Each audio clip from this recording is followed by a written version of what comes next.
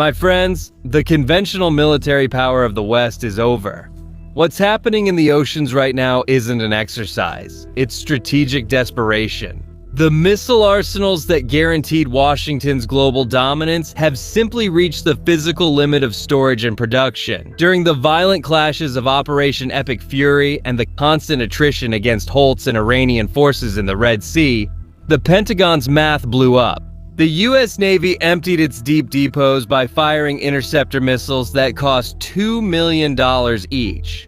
And all this just to shoot down drones made of plastic and metal, which don't cost more than $20,000 on the black market. Look at the level of economic collapse that has taken hold behind the scenes of command. My friends, a single modern destroyer carries between 90 and 96 vertical launch cells on its iron deck.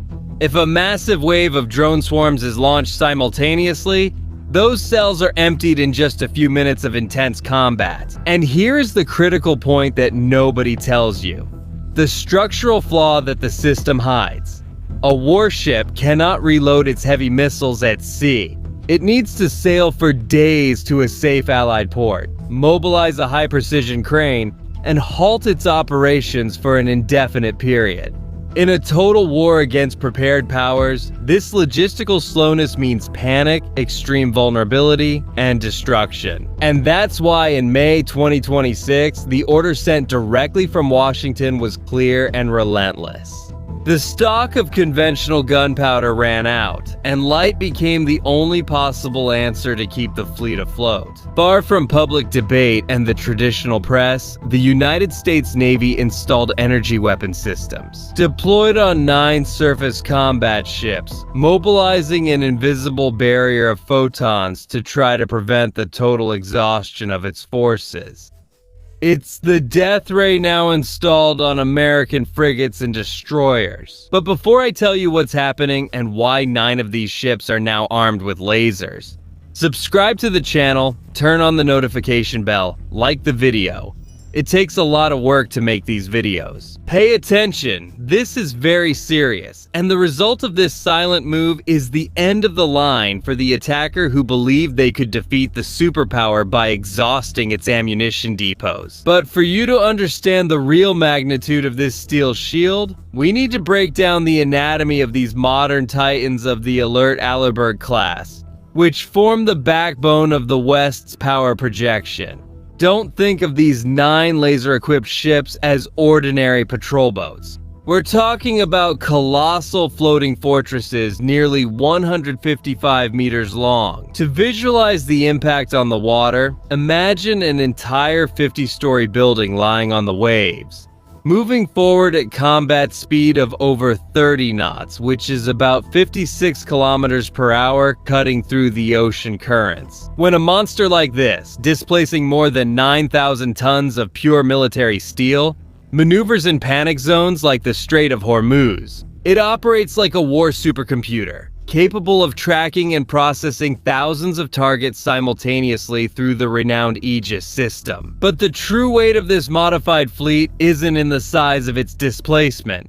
It's in the gravity of the misery they received. Look at the level of the first ship on this list. The veteran USS Stockdale, a Flight 2A variant destroyer, which cost the American Treasury the astronomical sum of $1.8 billion. Which is important. It's a patrol building, the stock of this monster.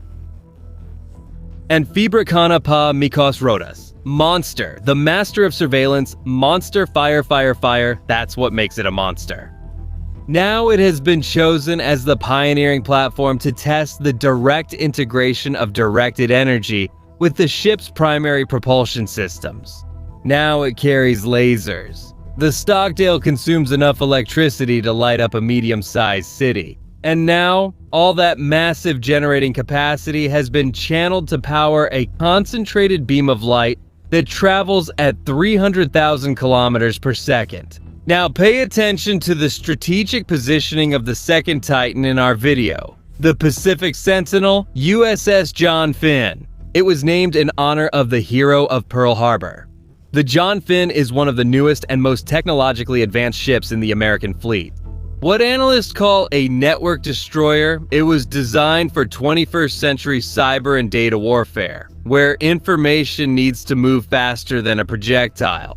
With an active crew of over 300 sailors, the John Finn now sails independently through the deep waters of the Indian Ocean. But why does its presence there cause despair behind the scenes among its adversaries? Because it carries the directed energy system perfectly integrated into its superstructure, making the laser not just a temporary attachment, but part of the ship's very combat DNA. And along with it, operating in the same conflict region is the Iron Escort, the USS Sprance, whose main mission is to shield the immense aircraft carrier USS Abraham Lincoln.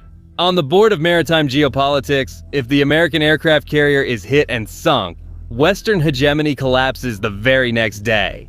The Sprance uses its laser technology to ensure that no enemy drone can even get close, to transmit the fleet's exact coordinates to the land-based ballistic missile batteries, blinding the enemy before conventional combat even begins. And completing the farthest flanks of this security chessboard, we have the USS Gridley.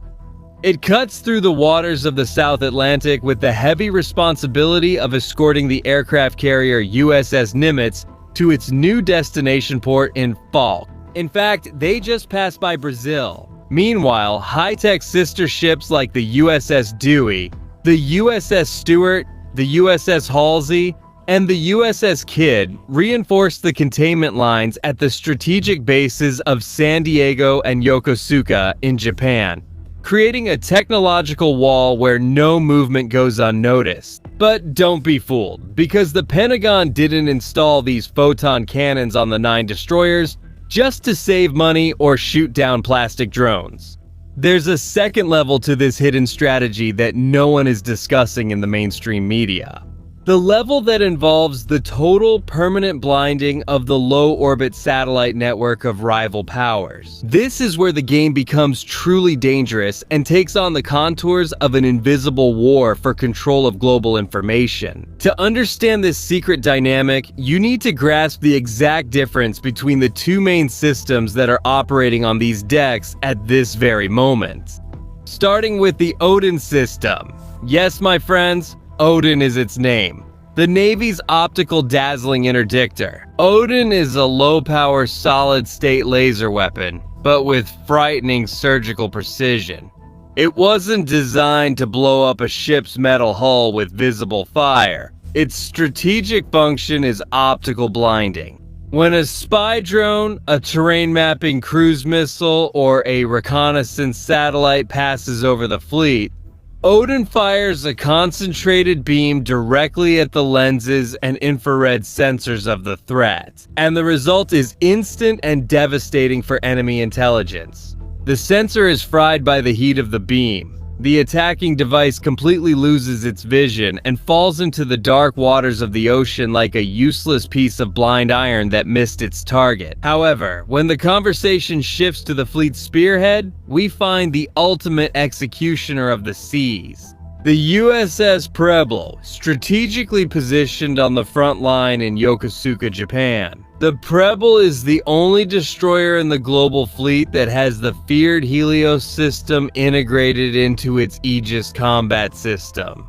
Remember this name. Helios is its name. A colossus of directed energy with 60 kDollars of pure power. While the Odin only blinds the adversary, the Helios was designed to melt and tear apart the physical structure of the target. Imagine the level of power required, fueled by the ship's General Electric LM2500 turbines, which together generate more than 100,000 horsepower of mechanical power. When the Helios goes into action, this massive energy is converted into a thermal beam, capable of burning the control surfaces of unmanned aircraft and piercing the hulls of fast attack vessels. In just a few seconds of exposure, it continues. During confidential tests, the USS Preble successfully disabled 4 simultaneous multiple targets under distant combat stress conditions. And if you think that 60 kDollars of thermal destruction represents the pinnacle of technology, Official budget documents reveal that Lockheed Martin and the Pentagon have already begun engineering to raise that power to 150 kiloballers. What are they trying to shoot down with lasers? Comment here.